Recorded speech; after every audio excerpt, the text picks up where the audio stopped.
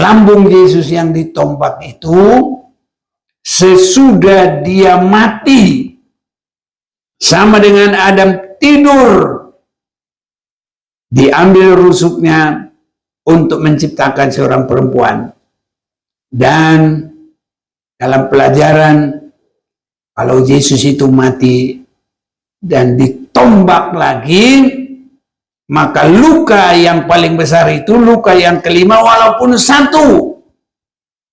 Tapi itu adalah pelajaran bahwa dari situlah kasih yang sangat besar untuk menjadikan umat, bukan umat Yahudi, tapi yang paling inti bagi Yesus, dia adalah mempelainya. Karena orang Israel itu dari pilihan. Tapi kalau mempelai Tuhan itu langsung dari lambungnya Yesus sendiri, seperti Allah itu menciptakan Hawa di Taman Eden. Itu sebabnya kita sangat mendapat kemurahan, saudara-saudaraku, di dalam Yesus.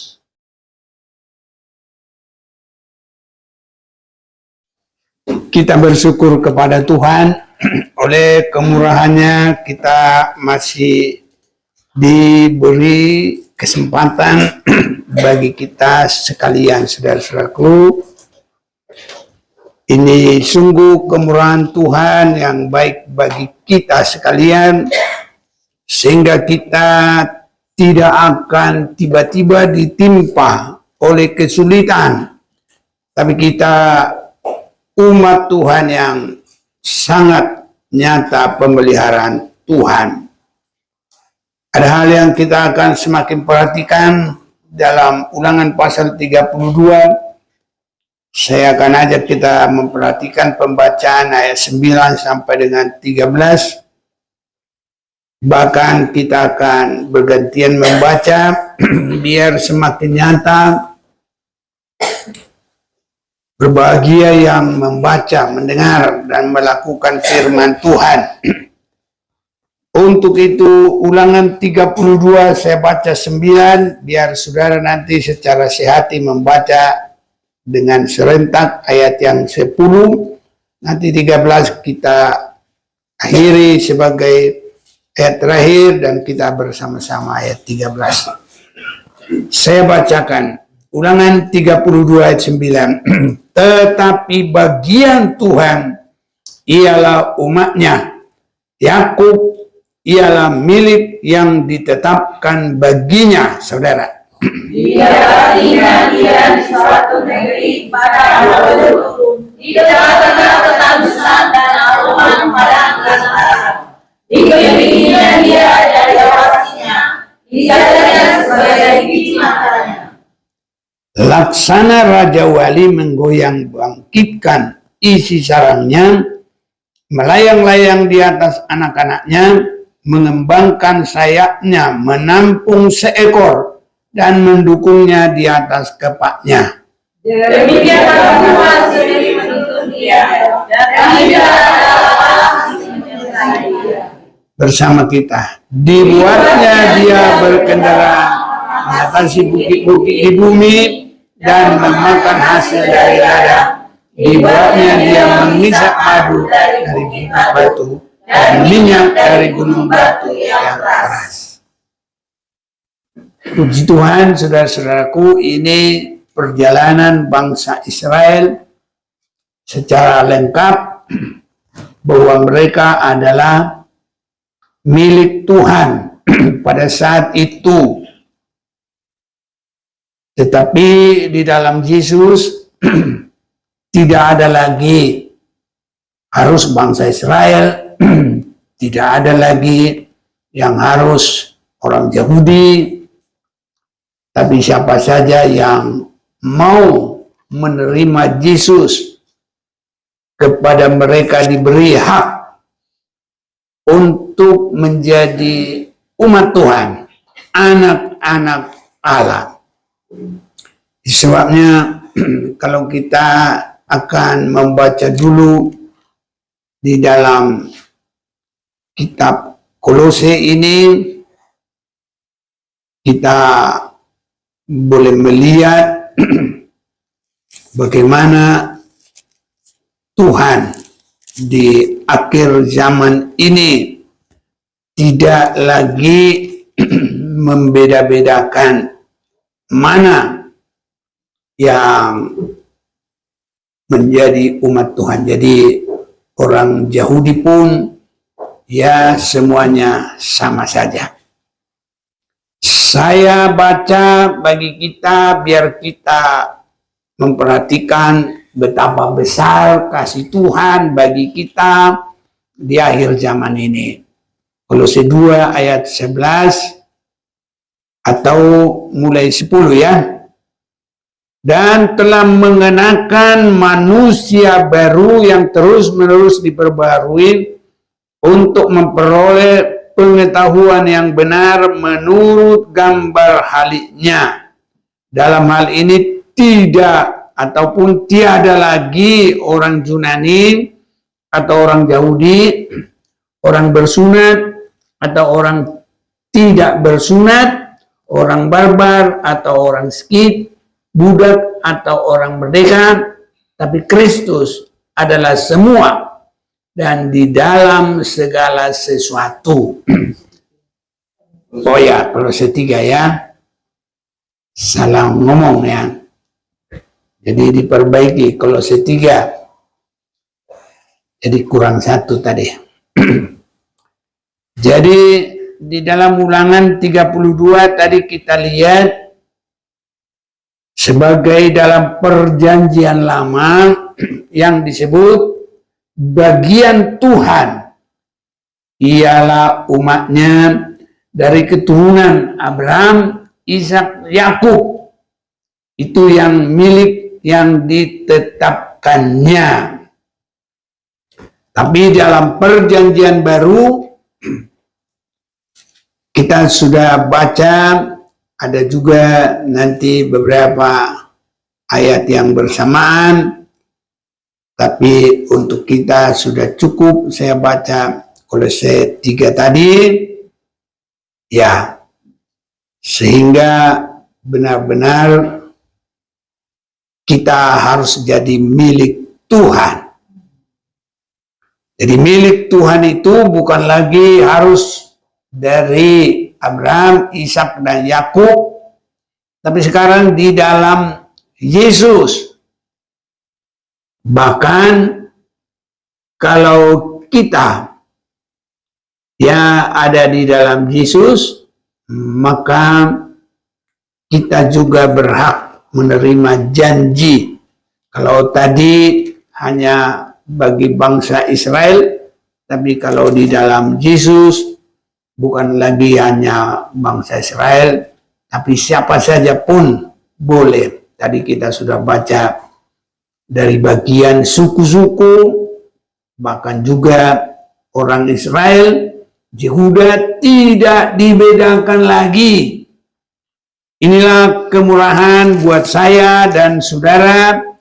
Tuhan tidak membeda-bedakan lagi. Bahkan kalau kita juga memperhatikan ya di dalam Kolose ini juga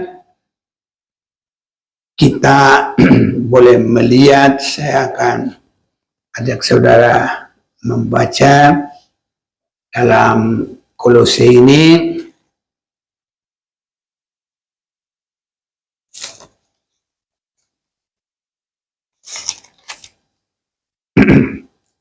Saya perhatikan dan kita akan baca pasal yang ketiga ini.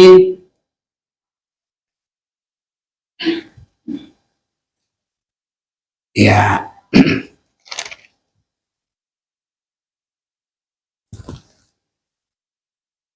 Saya bacakan bagi kita.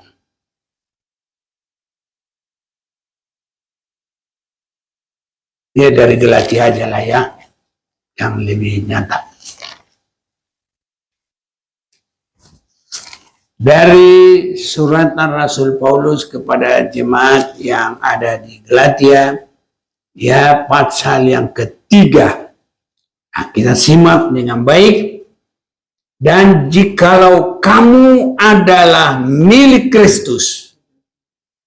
Nah, ini tadi pasal yang ketiga, ya, ayat 29. Dan jikalau kamu adalah milik Kristus, maka kamu juga adalah keturunan Abraham dan berhak menerima janji Allah. Apa janji Allah di sini? Adalah yang berkat di dalam Abraham. Seperti tadi, bahwa kita juga adalah milik daripada Allah. Ini, kalau kita juga boleh memperhatikan juga dalam kitab Kejadian, mulai pasal yang ke-12, ya, kalau Tuhan berkata kepada Abraham, ada yang baca dulu 1 sampai 3 ya, bantu.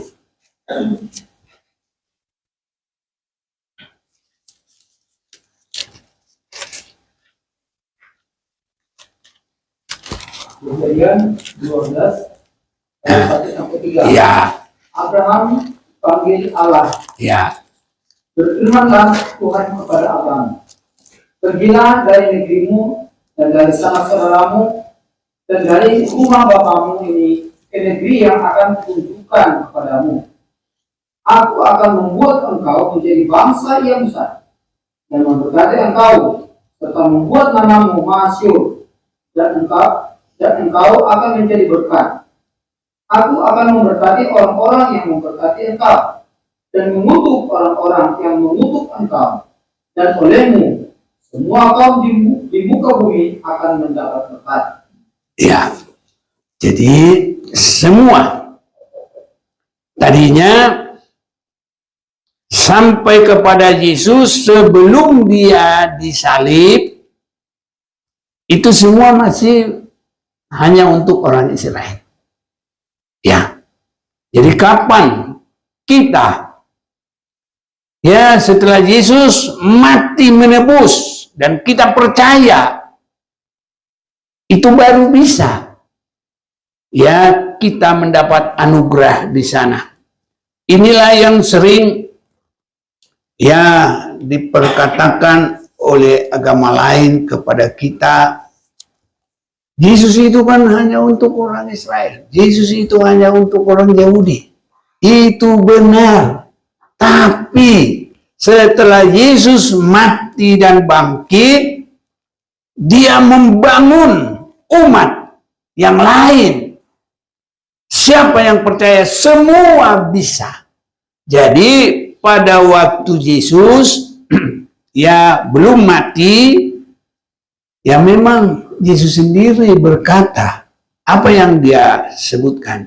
Matius 15 ayat 24, jawab Yesus, aku disuruh hanya kepada domba-domba yang hilang dari umat Israel. Jadi kalau Yesus masih hidup, itu untuk orang Israel. Jadi saya mendapat pelajaran ada 5 luka tembus yang ada di dalam tubuhnya Yesus. Saya rasa semua tahu ya. Jadi 2 di kaki, 2 di tangan, 1 lagi di mana? Di lambung. Ya. Sewaktu tentara Romawi datang, dia lihat Yesus sudah mati. Pada saat itu lukanya baru 4. Dan kalau masih hidup, untuk masuk di hari malam, khususnya hari Sabat, cara mematikannya adalah kakinya yang dipatahkan. Itu sudah peraturan. Tapi karena Yesus sudah mati, kakinya nggak dipatahkan, itu semua adalah sesuai dengan Alkitab, karena tidak ada satupun tulangnya yang boleh rusak atau patah. Nah, jadi tentara itu, ya, tambah lagi luka satu lagi di lambungnya atau di rusuknya. Ya, itu dia sudah mati.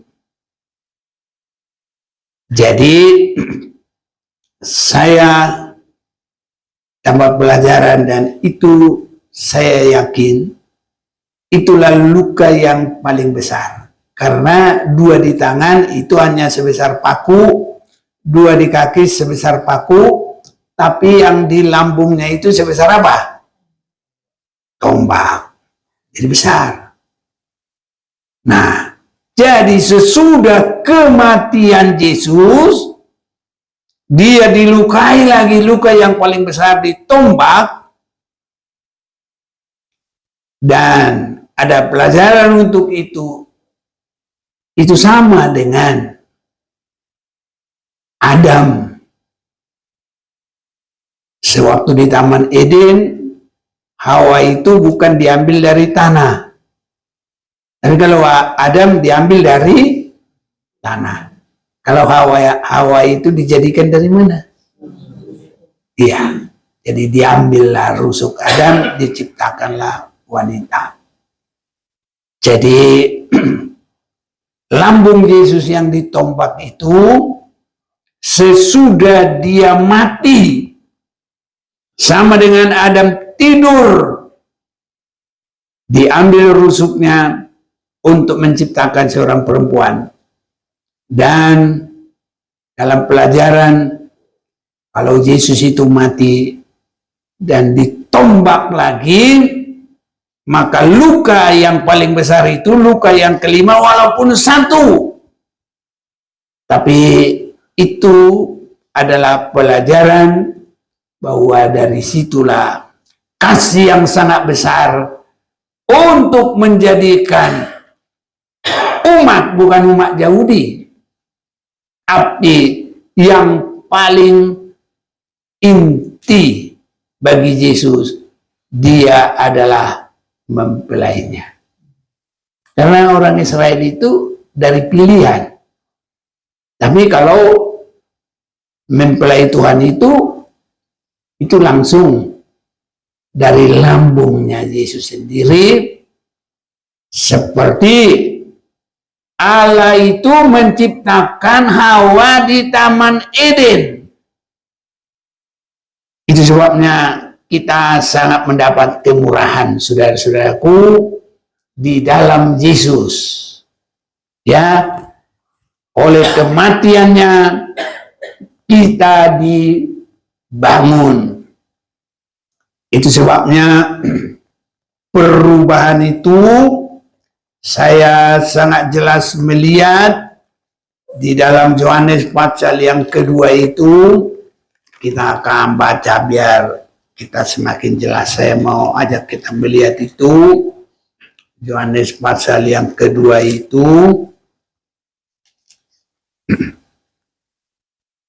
Ayat yang ke-19, jawab Yesus kepada mereka, rombak bait Allah ini, dan dalam 3 hari aku akan mendirikannya kembali.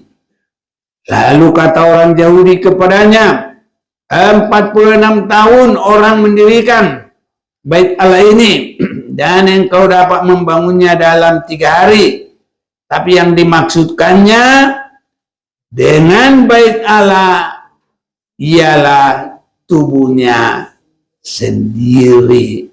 Kemudian sesudah ia bangkit dari orang mati, haruslah barulah teringat oleh murid-muridnya bahwa hal itu telah dikatakannya dan mereka pun percayalah akan kitab suci dan akan perkataan yang telah diucapkan Yesus. Jadi orang Yahudi adalah pilihan dengan hukum Taurat. Tapi di dalam kematian kebangkitan Yesus, disitulah dibangun ya tubuhnya sendiri. Itu sebabnya bahwa mempelai laki-laki itu istrinya itu tubuhnya sendiri. Itu sebabnya ya mereka bukan lagi dua, mereka adalah satu. Ini saudaraku kemurahan Tuhan bagi umat Tuhan di akhir zaman. Nah, kalau kita masuk di dalam penebusan darah Yesus, maka kita adalah milik Tuhan dan sangat dekat kepada Yesus. Sebabnya saya perhatikan Wahyu pasal yang ke-7 ayat 1 sampai 8, 144.000 dari orang-orang Israel. Tapi 7 kali 2, 14. Jadi Wahyu 14 ada lagi 144.000 yang ditebus oleh darah Yesus. Jadi orang Israel itu bukan ditebus darah Yesus. Itu adalah pilihan dari perjalanan bangsa Israel. Tapi yang ditebus Yesus adalah sesudah kematian, kebangkitan Yesus. Ya, ini saudara-saudaraku. Bahkan kalau kita baca juga di dalam Efesus pasal yang keempat, kita juga mau baca ini, mau kita perhatikan Efesus pasal yang keempat. Efesus pasal yang keempat mulai ayat 9. Bukankah ia telah naik? Berarti bahwa ia juga telah turun ke bagian bumi paling bawah. Kapan Yesus turun ke bagian bumi paling bawah? Waktu dia mati atau dikubur. Ya yang telah turun, ya juga yang telah naik jauh lebih tinggi daripada semua langit untuk memenuhkan segala sesuatu. Dan ialah yang memberikan baik rasul-rasul maupun nabi-nabi, baik pemberita-pemberita Injil maupun gembala-gembala dan pengajar-pengajar. Ini bukan lagi untuk orang Israel saja, semua. Untuk memperlengkapi orang-orang kudus bagi pekerjaan pelayanan, bagi pembangunan tubuh Kristus. Jadi ini saudara-saudaraku, dalam hal inilah kita boleh mendapat bagian. Sampai kita semua telah mencapai kesatuan iman dan pengetahuan yang benar tentang anak Allah. Jadi kita harus yakin bahwa kita bukan hanya Kristen-Kristen begitu saja, tapi dengan pengalaman penyucian oleh kuasa darah Yesus dan kuasa firman, kuasa daripada Roh Kudus. Kita harus sampai mengalami bahwa kita ini adalah milik Kristus, bahkan yang sangat dekat. Kalau saudara lanjut nanti baca di dalam Efesus pasal 5 ini, Kristus adalah kepala, gereja adalah tubuhnya. Ya. Ayat 25, Efesus 5. Hai suami, kasihilah istrimu sebagaimana Kristus telah mengasihi jemaat dan telah menyerahkan dirinya baginya. Ini. Jadi mati saudaraku.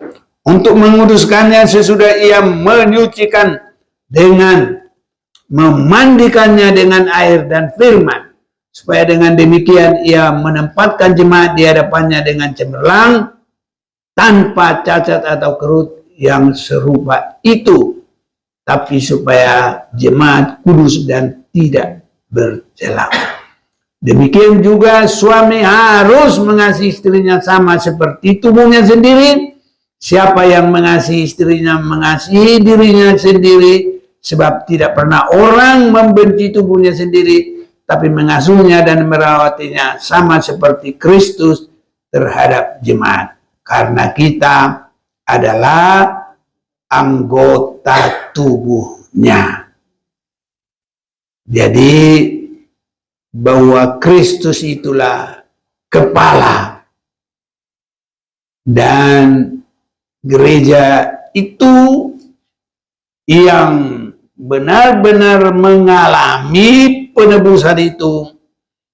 Saudara-saudaraku, itulah yang disebut mempelainya. Ya, inilah yang kita baca tadi. Milik Yesus itu bagaikan ada di padang gurun. Nah, inilah Ulangan 32 kita kembali. Ulangan 32 tadi ayat 10 atau mulai 9. Tetapi bagian Tuhan ialah umatnya. Dalam perjanjian baru itu bangsa Israel. Tapi dalam perjanjian baru itulah orang-orang percaya. Ya, saudara dengan saya boleh, tapi harus sampai mendapat penebusan. Dan sampai kita dibawa menjadi umatnya yang meningkat terus. Digembalakan, dibimbing terus. Itu sebabnya saudaraku, kalau kita sudah semakin lama ikut Tuhan, jangan malah berkurang. Berkurang kasihnya, berkurang kesungguhannya, berkurang, tidak terjadi peningkatan rohani. Tapi kita terus, saudaraku, harus semakin meningkat. Kalau Tuhan Yesus datang, dia lihat kita benar-benar tidak ada cacat celahnya sama sekali. Kasih kita, kesetiaan kita, keteguhan kita.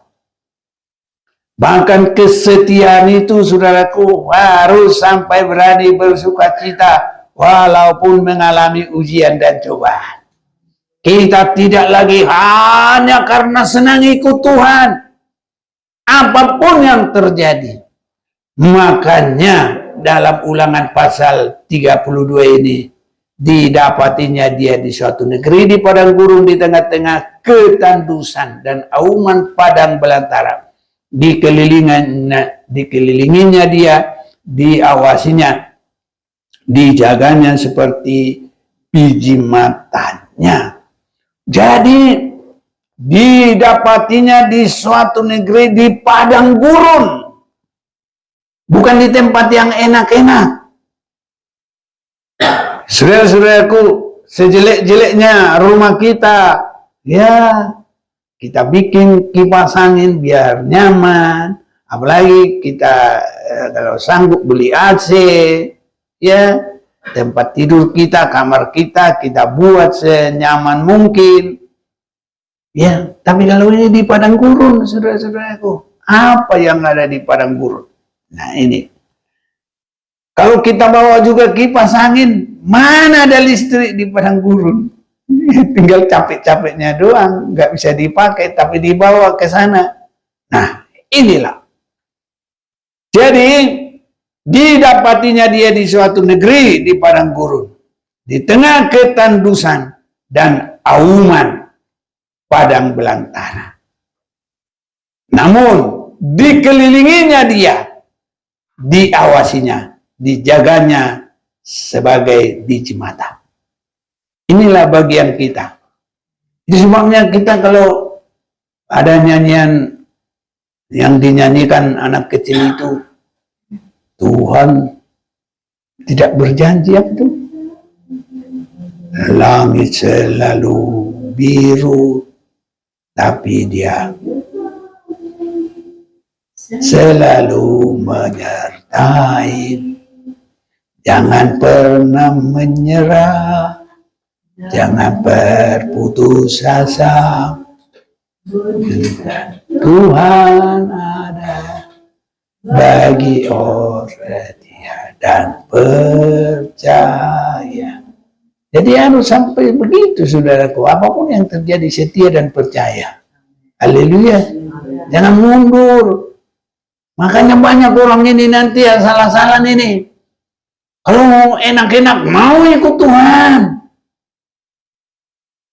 Nah, kalau cukup semua, mau ikut Tuhan. Nah, ini yang dipeliharanya itu justru bukan yang begitu. Yang mengalami ujian dan cobaan. Ada di tengah-tengah ketandusan. Ada di dalam aungan padang belantara. Ya, inilah justru yang dijaga sebagai biji mata Tuhan. Jadi ujian cobaan itu boleh datang, tapi kita nggak dibiarkan, saudara. Inilah. Kalau kita lagi di dunia ini kan waktu sementara. Di dunia ini kan penentuan. Di sini bukan cari senangnya, saudaraku. Tapi Tuhan itu baik. Dia juga takar kekuatan kita. Dia tidak membiarkan kita sampai.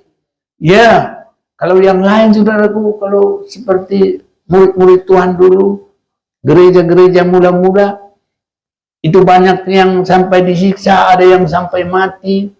Murid-murid Tuhan itu ada yang dimasukkan hidup-hidup dalam penggorengan, coba itu.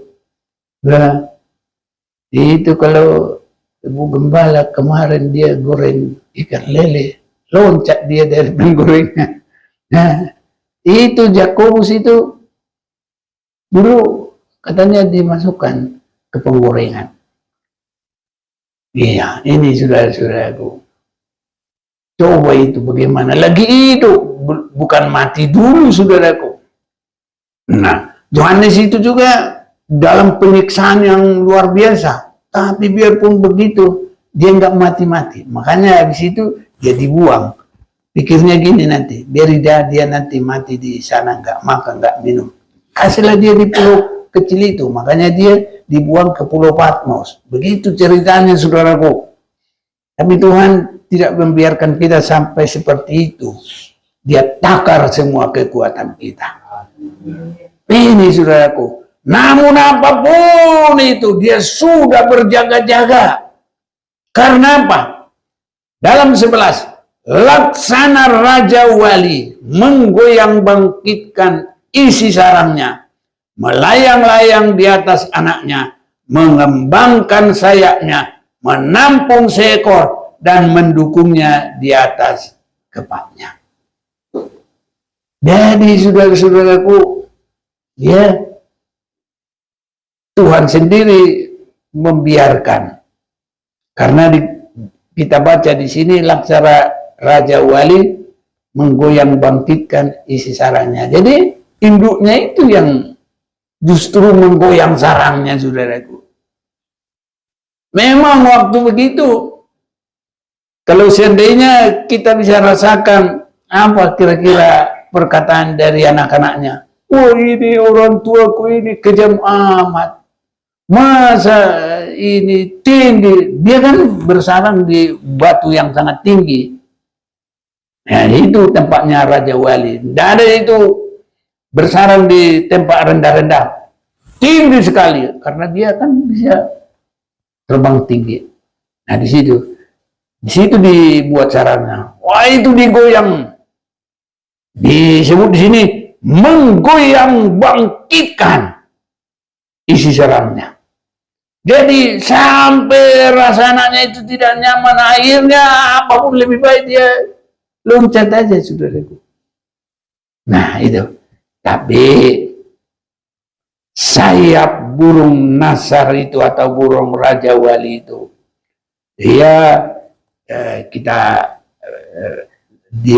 kita baca di sini, dia mengembangkan sayapnya, menampung seekor dan mendukungnya di atas kepalanya, di bawah, saudaraku, enggak sampai tergeletak. Inilah sering kehidupan kita. Untuk kita nyata kesetiaan, untuk nyata keteguhan itu.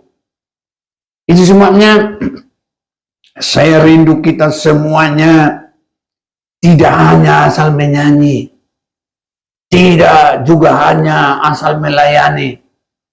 Tapi bila kita menyanyi, bila kita bersaksi, bila kita berkhotbah, menyampaikan sesuatu, harus selalu ada. Sudah benarkah aku mengasihi Tuhan? Setia, biarpun terjadi. Nanti kalau itu, saudaraku, ada pada kita. Nyanyian kita mulai orang masuk ke dalam ibadah, beda rasanya. Karena kita bisa langsung melihat ibadah itu adakah roh Tuhan, adalah kuasa Tuhan. Kalau semua bersungguh-sungguh sampai apapun yang terjadi, sudah sampai ke situ penyerahan kita dan setiap perkataan kita, sudahkah kita mengasihi Tuhan? Sudahkah kita berani biar sengsara buat Tuhan? Beda ibadahnya itu, saudaraku. Biar ibadah kita benar-benar ada urapan dari Tuhan. Kalau ini boleh terjadi, wah, kita siap nanti menyongsong hari kedatangan Tuhan. Jadi umat Tuhan itu seperti itu, saudaraku. Laksana Raja Wali menggoyang bangkitkan isi sarafnya, melayang-layang di atas anak-anaknya, mengembangkan sayapnya, menampung seekor, dan mendukungnya di atas kepaknya. Tetap kita menjadi pemenang apapun yang terjadi. Tapi bukan tanpa ada ujian dan cobaan. Ada ujian dan cobaan. Dan itu Tuhan yang takar sesuai dengan kekuatan kita masing-masing. Demikianlah Tuhan berdiri menuntun Dia dan tidak ada Allah lain menyertai Dia. Hah? Oh ya, tidak ada Allah asing menyertai Dia. Hanya Tuhan kita. Dibuatnya Dia berkendaraan mengatasi bukit-bukit di bumi. Ini, saudaraku, ya, mereka itu disebut berkendaraan. Tapi dia tidak pernah seperti itu benar-benar ini. Ini adalah bagaimana Tuhan itu kuatnya membimbing, ya, dan memakan hasil dari ladang dibuatnya. Dia mengisap madu dari bukit batu, ya, dan minyak dari gunung batu yang keras. Ini menunjuk pemeliharaan yang luar biasa. Nah, berkaitan, saudaraku, dengan Wahyu pasal yang ke-12, ya, di sini kita lihat kepada perempuan itu diberi kedua sayap burung Raja Wali yang besar. Kepada perempuan itu diberikan kedua sayap dari burung nasar yang besar, supaya terbang ke tempatnya di padang gurun, di mana ia dipelihara jauh dari tempat ular itu selama 1 masa dan 2 masa dan setengah masa. Sama, saya yakin dengan ini. Tuhan mau menunjukkan pemeliharaan yang sungguh bagi gereja yang sudah masuk dalam peningkatan, sudah memilih Tuhan, mengutamakan Tuhan, biar ujian yang sangat besar, ya. Dan saudara-saudaraku, itu disebut bagaikan juga yang didukung di atas sayap burung nasar. Jadi saya perhatikan arti padang gurun ini. Lebih besar kita perhatikan, tidak harus satu tempat padang gurun, tapi yang lebih kita perhatikan pemeliharaan Tuhan yang luar biasa itu. Makanya, saudaraku, saya boleh perhatikan semua pun di bumi ini, dimanapun, itu bisa dijangkau oleh antikris. Semua apapun di bumi ini, itu bisa diketahui antikris. Saudara yakin?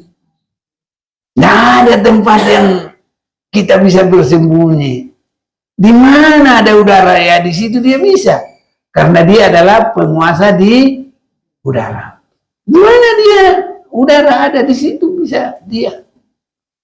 Jadi kalau disebutkan diterbangkan ke padang gurun, itu artinya di tempat mengalami kesulitan tapi dijaga oleh Tuhan, dilindungi oleh Tuhan. Bagaikan biji mata, kita dijaga oleh Tuhan, tidak akan bisa dijangkau oleh antikris. Saudaraku, kalau Tuhan kita ada di sini, karena kita kan belum diangkat nanti pada saat itu. Ya kalau Tuhan kita jaga di sini, aman saudaraku. Haleluya.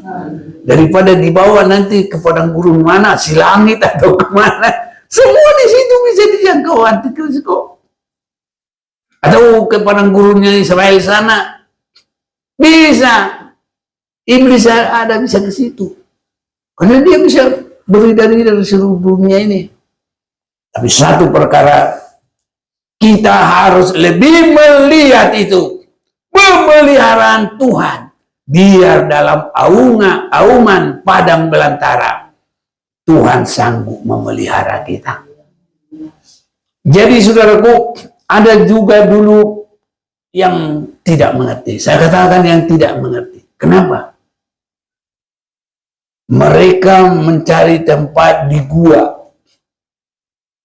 Nah, di situ kan ada udara, berarti itu juga penguasaan dari antikris juga. Karena iblis itu kan penguasa di udara. Ya, itu di dalam sering kita sudah baca, atau kalau mau baca dulu, dia boleh baca juga ya dalam Efesus pasal yang ke-6.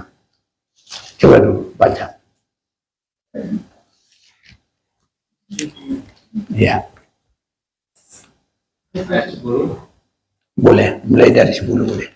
Ayat 10 habis 6. Akhirnya hendaklah kamu kuat di dalam Tuhan, di dalam kekuatan kuasanya. Kenakanlah seluruh perlengkapan senjata Allah, supaya kamu dapat bertahan melawan tipu muslihat iblis. Karena perjuangan kita bukanlah melawan darah dan daging, tetapi melawan pemerintah-pemerintah, melawan penguasa-penguasa, melawan penghulu-penghulu dunia yang gelap ini, melawan roh-roh jahat di udara. Sebab itu, ambillah seluruh perlengkapan senjata Allah, supaya kamu dapat mengadakan perlawanan pada hari yang jahat itu, dan tetap berdiri sesudah kamu menyelesaikan segala. Iya, jadi roh-roh jahat di udara. Jadi kalau kita ada di gua itu, ada udara di situ ada roh jahat juga. Boleh ke situ antikris, boleh. Tapi kalau sudah dalam perlindungan Tuhan, dia nggak bisa. Ya, itu sebabnya dalam Mazmur 91 itu aman dalam lindungan Tuhan. Ini yang kita harus kejar. Jadi orang cari, dia pikir di gua-gua itu tersembunyi. Dia pikir salah dia. Dia juga bikin makanan kaleng. Salah juga saudaraku. Kita juga harus siapkan makanan, tapi bukan makanan jasmani. Manusia hidup bukan karena roti saja, tetapi kalau kita nyanyi itu sekarang sudah jarang dinyanyi. Kalau dulu sering, bukan saja oleh roti manusia boleh hidup, tetapi oleh segala sabda yang dari mulutnya Allah. Ini harus kita perbanyak firman Tuhan yang membawa kita sampai tidak bercacat celah. Kalau ini sudah terjadi, kita milik Tuhan, tidak boleh diganggu. Ya, nggak boleh diganggu. Itu sebabnya mulai dari penebusan dalam 3 hari, itu artinya Yesus mati, bangkit, dimuliakan. Itu karena dia berkata tentang tubuhnya. Jadi tubuh Yesus yang membangun kita di dalam 3 hari, itu oleh penebusan, oleh darahnya, di mana dia mati tapi dia bangkit berkemenangan dan dia juga dimuliakan. Itu sebabnya dalam Efesus tadi kita baca Efesus pasal yang keempat. Dia yang telah turun, dia yang telah naik, dia juga yang memilih semua pemberita-pemberita untuk melengkapi orang-orang kudus. Inilah saudaraku, harus ke situ keimanan kita. Tidak boleh hanya keluar masuk gereja tanpa pengertian. Harus semua berpengertian. Ya, jadi semuanya saudaraku harus mengerti kehendak Tuhan. Kita adalah milik Tuhan. Karena kamu ditebus bukan dengan barang yang fana, bukan dengan harta benda, melainkan dengan darah yang mahal. Nah ini, terus satu ayat 16 mulai. Ayo coba, ya cepat. 1 Petrus 1 ayat 16. Sebab ada tertulis, kuduslah kamu sebab aku kudus. Dan jika kamu menyebutnya Bapa, yaitu dia yang tanpa memandang muka menghakimi semua orang menurut perbuatannya, maka hendaklah kamu hidup dalam ketakutan selama kamu menumpang di dunia ini. Sebab kamu tahu bahwa kamu telah ditebus dari cara hidupmu yang sia-sia yang kamu warisi dari nenek moyangmu itu, bukan dengan barang yang fana, bukan pula dengan perak atau emas, melainkan dengan darah yang mahal, yaitu darah Kristus yang sama seperti darah anak domba yang tak bernoda dan tak bercacat. Iya. Jadi kembali lagi kepada luka yang paling besar tadi adalah untuk mencipta, mempelainya. Itu darah yang mahal. Dan itu kasih yang benar-benar. Makanya kita ini nggak diambil dari tulang kaki supaya diinjak-injak, bukan. Tapi kita bukan dari tulang kepala supaya kita memerintah, tidak. Kita yang harus tunduk, saudaraku. Tapi kita diambil dari dekat tulang rusuknya, saudaraku. Di situ tempat hati, jantung. Nah, di situ pokoknya jeroan yang paling ya mahal-mahal. Di situ juga empedu, di situ juga semua yang ya vital-vital dalam hidup manusia, saudaraku. Ya, jadi kita ini dikasihi, dipelihara, diperhatikan, menjadi milik Tuhan, milik kesayangannya. Ini saudara-saudaraku. Itu sebabnya mari terus maju dalam Tuhan, meningkat di dalam Tuhan. Kita nggak boleh Kristen biasa-biasa. Tapi kita nggak boleh berkata-kata, kami paling suci. Nggak boleh juga begitu. Kami paling benar. Nggak usah, biar Tuhan yang membenarkan kita. Kita harus semakin rendah hati, saudaraku. Dan nanti kita bersama Tuhan kekal selamanya. Tuhan Yesus memberkati kita.